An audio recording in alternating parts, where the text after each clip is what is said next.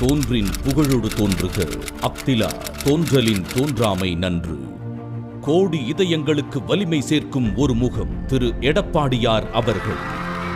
1954ஆம் ஆண்டு மே 12ஆம் நாள் சேலம் மாவட்டம் சிலுவம்பாளையம் எனும் கிராமத்தில் ஒரு விவசாய குடும்பத்தில் பிறந்தார்.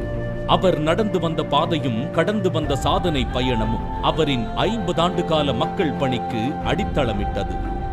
ஒரு ஆலமரத்தின் விதையிலிருந்து இன்னொரு ஆலமரம்தான் அவதரிக்கும். ஒருவரின் எழுச்சிதான் சிறந்ததொரு வரலாற்றை உருவாக்கும். அப்படி பிறக்கும் வரலாறுதான் ஒரு புரட்சி தமிழனை வரமாக்கும். அப்படி தமிழகத்தின் 7வது தலை சிறந்த முதலமைச்சர் என்ற பெருமையோடு தங்க தமிழகத்தின் சிங்க முகமாக திகழ்ந்தவர்.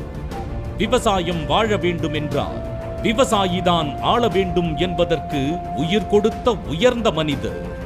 வேளாண்மையில் தலை சிறந்த மேலாண்மைக்கு வித்திட்டவர். கோடிக்கணக்கான விவசாயிகளின் மனங்களில் நம்பிக்கையை விதைத்து அவர்களின் முகங்களில் புன்னகையை அறுவடை செய்த தலை சிறந்த விவசாயி. அந்த வகையில் ஆட்சி பொறுப்பில் இருந்த காலகட்டத்தில் படைப்பவன் மட்டுமே கடவுள் அல்ல, மற்றவர்கள் பசிக்காக உழைப்பவனும் கடவுள்தான் என்பதை உணர்த்தும் விதமாக விவசாயிகளுக்கு 2 முறை விவசாய கடனை தள்ளுபடி செய்து வேளாண் குடி வளர வழிவகுத்தவர்.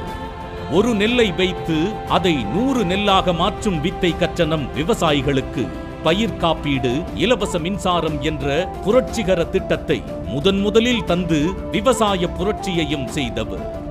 அரை நூற்றாண்டு கால கோரிக்கையான அத்திக்கடவு அவிநாசி திட்டத்தை அசுர வேகத்தில் முடித்து காட்டியவர். தஞ்சையை பாதுகாக்கப்பட்ட வேளாண் மண்டலம் என அறிவித்து பாதுகாத்தவர்.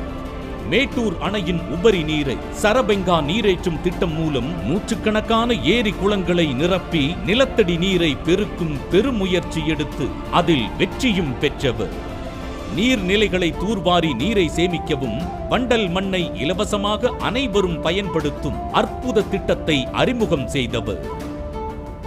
நீட் போன்ற உயர்கல்வி கிராமப்புற மாணாக்கர்களுக்கு எட்டாக்கனியாய் இருந்திடக் கூடாதென்பதற்காக 7.5% சிறப்பு இடஒதுக்கீட்டை அறிமுகம் செய்து சமூக நீதி காத்தவர்.